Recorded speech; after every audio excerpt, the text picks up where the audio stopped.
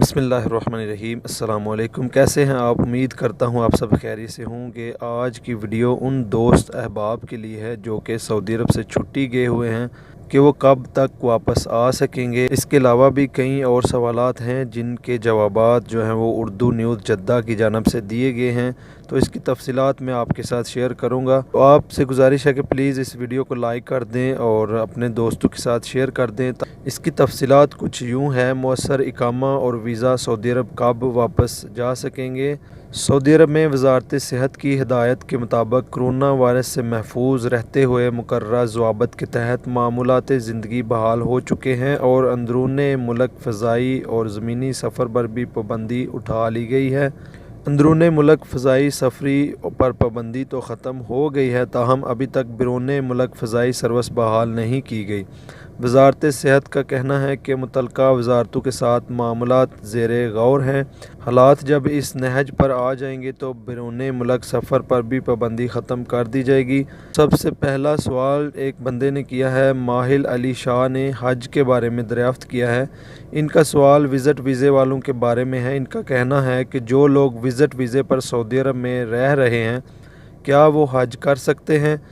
तो इसका जवाब उर्दू न्यूज़ ने यह दिया है। कानून के मुताबिक विज़िट वीज़े पर आने वालों को हज की इजाज़त नहीं होती।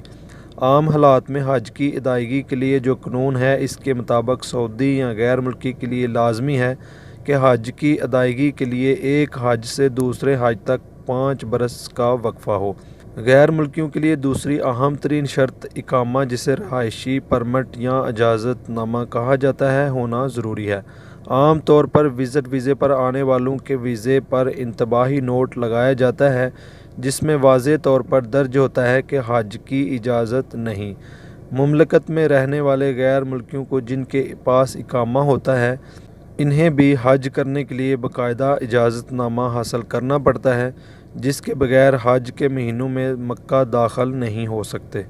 दूसरा सवाल सैयद रसूल अवान का है कि क्या ये ख़बर सच है कि अब वही अफराद सऊदी अरब वापस जा सकेंगे जिनका इकामा और वीज़ा वैलिड होगा, और वो भी तब वापस जाएंगे जब कोरोना मुकम्मल तौर पर ख़त्म हो जाएगा।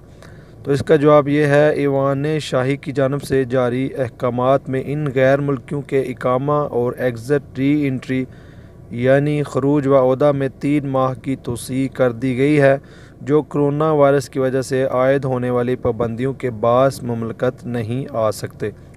जारी होने वाले शाही अहकामात के बाद मुमलकत से छुट्टी पर गए हुए तमाम गैर मुल्की कारकुन जिनके खरूज व औदा एग्ज़िट री एंट्री ज़ायद अल मियाद हो गए थे, इन्हें बग़ैर किसी फ़ीस के मज़ीद 3 माह की तौसीद दे दी गई है, और जिनका इकामा एक्सपायर हो रहा था वो भी इसी शाही हुक्म से मुस्तफ़ीज़ हो सकेंगे।